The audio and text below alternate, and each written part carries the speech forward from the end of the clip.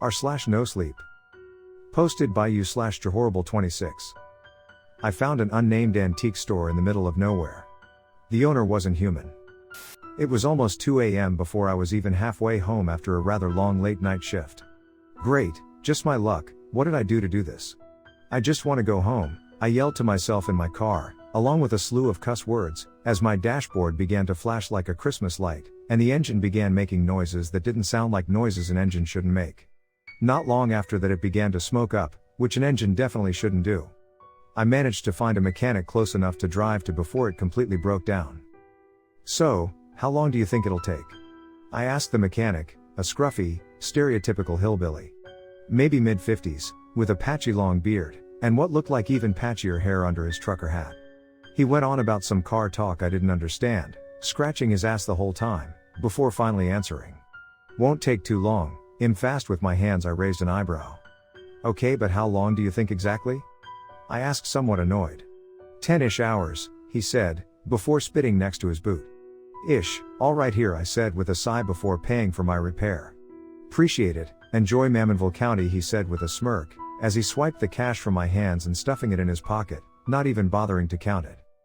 I figured I'd try to find somewhere to eat, considering I had missed out on dinner, and breakfast would be rolling up soon enough. So I called my wife to explain the situation, ask if she needed anything, then left the shop. This town was basically in the middle of nowhere, but just barely. It was the type of tiny town you drive through all the time but never stop at. I found a 24/7 diner that was actually pretty good. I definitely pigged out seriously though. A 6 pancakes topped with ice cream, and a side of eggs and bacon for $6 is too good to pass up. Thanks to my rather large early breakfast, along with a morning dessert, I managed to kill about 3 hours along with maybe another hour of playing on my phone, before paying for my meal and leaving the diner. On my way back to the shop I came across a rather strange building. It looked like a tiny 2-room shack, and was rather far from every other building in the town. I was gonna walk right past till I read the faded sign hanging on the window. Antiques and nostalgia for cheap. Strange, never heard of anyone selling nostalgia. I assumed it meant nostalgic items, and me and my wife are suckers for old collectibles from our childhood, so I decided I'd give it a look. I walked in expecting to see some tiny, run-down thrift shop, but no, this building worked like a Tartus. Bigger on the inside, and much cleaner. My brain was having a system reboot just attempting to process what I was seeing. I tried to think of a logical, realistic explanation for it, but there wasn't one. The place was just larger on the inside. It looked never-ending in fact. Just a void with blue honeycomb carpeting, Greek palace-like walls and a single long aisle, with haunting angelic opera music playing throughout. As I tried taking in my surroundings, a man's voice brought me back to reality. Well, maybe that isn't the best word for it. Welcome, sir, how are you tonight? Unlike everyone else I've encountered in this town, his voice was dignified, proper. He spoke like the type of rich guy who feels obligated to talk classy. I looked to my left to see a pale man, with a goatee and long slicked back black hair, standing behind a seemingly never-ending desk, with only a single open book of names with dates of purchases, some looking to date back to the 1500s. The man was dressed like a bartender you'd see in an old western movie, wearing a red bow tie, and black dress pants, a black suit vest with a white button-up underneath with the sleeves rolled to the elbow. What? How I blubbered out in confusion, trying to ask where I was before being cut off. Where are you? An antique store, as the sign says. As you can see, I'm quite the collector. I needed a place able to hold all I have for sale, and this place worked perfectly. Please feel free to browse to your heart's content, he encouraged, explaining things so laid back. I did so, trying to ignore the whole infinity room thing, as I traveled down the single endless row of shelves. These were all items that would be better suited to be sold in an auction for millionaires. Rifles and flintlock pistols apparently used in the American Revolution. Samurai blades and masterfully crafted armor from the feudal period. Personal letters and journals of historical figures like Nikola Tesla, Lu Bu, and every president in history, from the US or any other country. What solidified this stuff's authenticity for me was the jewelry. You see, I've been a jeweler for over 10 years, specifically in the authenticity department, meaning it's my job to spot the difference between real and fake gems and ores. So if these things weren't real, they were the most well-made fakes I've ever come across. And as the sign promised, it was all for cheap. Prices like $2, $3, $1, but next to each dollar sign there was another symbol, a Y with a lowercase e in the center of it. I figured it was just another form of currency from another country, but noted it was strange how there were no other symbols to any other countries aside from America and this unknown place. My greed got the best of me, grabbing about 10 things from the Stone and Iron Age for a whopping $13. However, during my shopping spree I noticed there was nothing past the time of World War II, certainly nothing from my younger years. The shopkeeper must have been able to read my mind, because the second that popped into my head, I heard his voice once more from right next to me.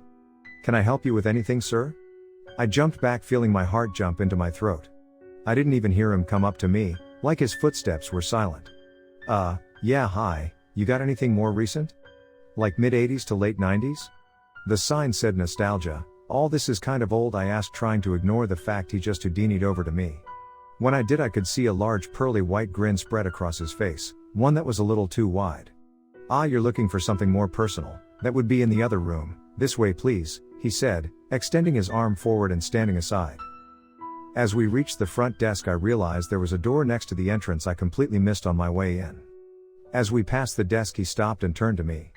"Would you like to pay for these now, so you may leave them at the desk while we continue, or would you prefer to lug it around?" he asked, pointing down to the pile of medieval and caveman relics in my arms. I shrugged and decided to do so, and he bagged them and left them on the desk for when I was ready to leave, insisting we end the deal with a handshake, despite the fact our business wasn't over, before entering the back room.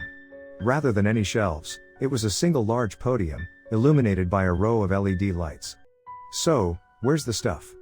I asked, slightly worried he might have brought me back here to butcher me or something. He shook his head and clicked his tongue.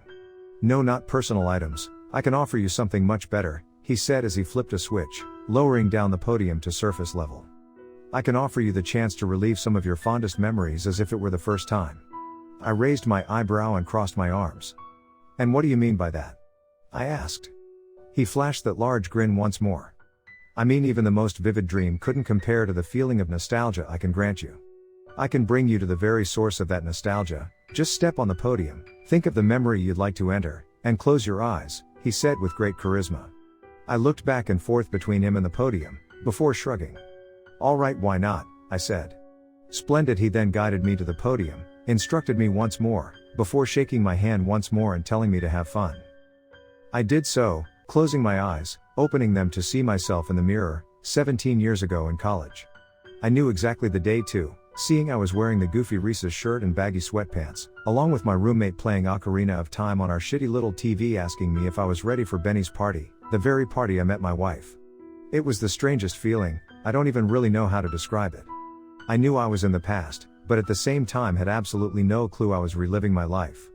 I both could and couldn't speak and move freely, as trying to say anything about the future would make me forgetful and quickly moving on from the topic. It was, as he said, better than any vivid dream you could imagine. The night went as perfect as I remember, from the enjoyment of reliving a crazy party from my younger years, but more importantly, the feeling of meeting Stephanie for the first time. I remember going mush-brained on site, getting trashed enough to try and talk to her, getting her old phone number I've almost forgotten, down to the end of the night ending with how any truly romantic college love story normally starts. A drunk one-night stand, and waking up realizing we'd like doing more than hooking up at frat parties. Not long after she left my dorm the next morning, I woke up, back into the empty room with the suited man. "Well, did you enjoy yourself?" he asked with a confident smirk. It took me a few moments to remember I had just purchased temporary time travel, and it was crazy. "Holy shit, that was something else, man. How much was it?" I asked to fish out my wallet from my pocket. He waved his hand in the air with a cheeky grin. "Not necessary, you've already paid in full," he said as he raised the podium with the number 15, and that same strange Y symbol labeled on the price tags. Unlike the price tags, there was no regular dollar sign next to it. I scratched and looked at him. "What does this Y thing mean anyway?" I asked, tapping the metal plate it was engraved on.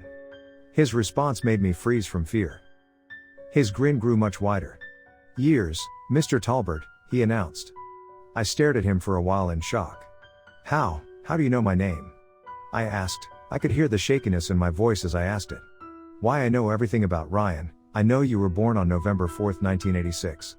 I know you almost died of hypothermia when you were 8 trying to catch Santa on Christmas. I know you have twins, Samuel and Samantha, lovely children by the way, need I go on? He said as he crossed his arms. I tried to register the fact that this man I've never seen before in my life knew everything about it.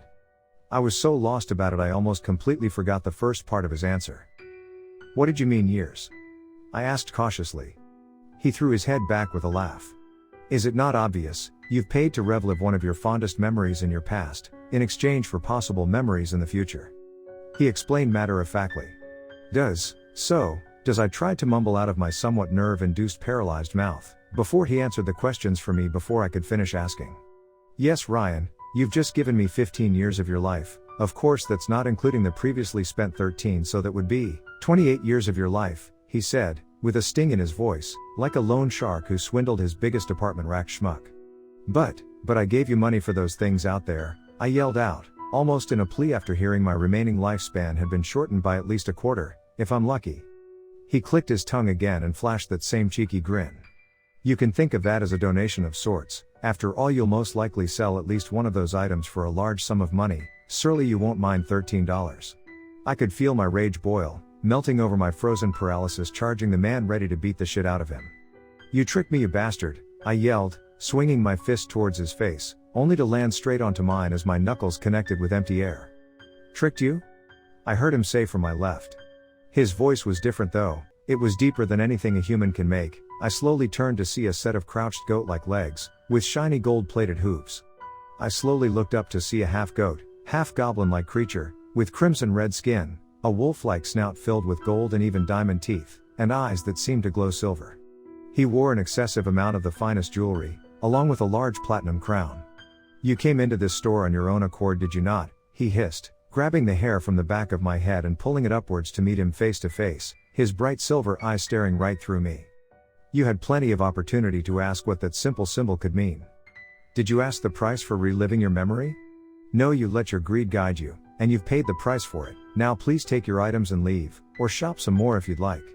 He mocked, just remember we don't forget to shake on it when you're done. He finished with another laugh before dropping my head back to the ground. My body felt like it was made of stone, causing me to smack it rather hard, putting me in a heavy daze. I dared not argue with whatever he was, but could only ask one question. Are you the devil? I was horrified at the beast I was seeing. He cackled and slapped his knee. If I had a nickel for every time I've heard that one, thinking about it I probably do. No, the old man has no need for such a thing, I mean neither do I, but there's something just so fascinating, not to mention hilarious about messing with your human minds. Now would you like to keep this chit-chat going? He started as he tapped a solid gold watch wrapped around his wrist. I couldn't even say anything, just stare in shock and awe. After a minute he sighed. All right then. He muttered before snapping his fingers. Suddenly I was waking up in my car, completely repaired, outside the shop, not even an hour after originally entering. I tried to convince myself it was a dream, till I looked to my passenger seat, to see my bag of recently purchased goods. I didn't know how to react. So I simply drove home in complete silence, just running loops in my head about what just happened. When I got home, I was greeted by my family. The kids asked to play while Stephanie welcomed me home as she got ready for work.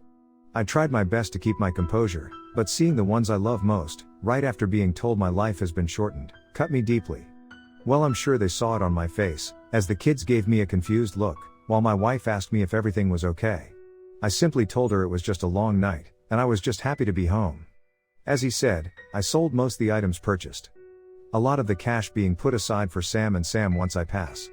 It's been about 14 years since then. Yesterday morning I got a call from the hospital telling me they had my test results after a rather violent asthma attack a few weeks prior. They said it's lung cancer, untreatable. I've been given an estimate of 3 years left, at best.